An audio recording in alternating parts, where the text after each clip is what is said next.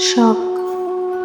আমার শখ হলো কেউ আমাকে পাগলের মতো ভালোবাসুক, ফুলের মতো যত্ন করে আগলে রাখুক, আমার মন খারাপে অস্থির হয়ে যাক, তার সব জায়গায়, সব সময়, সব কথায়, সব শখে আমাকে পাওয়া যাক।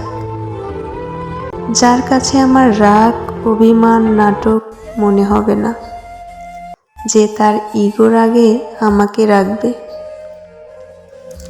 যার কাছে আমার জন্য সবসময় ভালোবাসা, যত্ন, সম্মান সব কিছুই থাকবে, যেদিন শেষে আমাকেই খুঁজবে।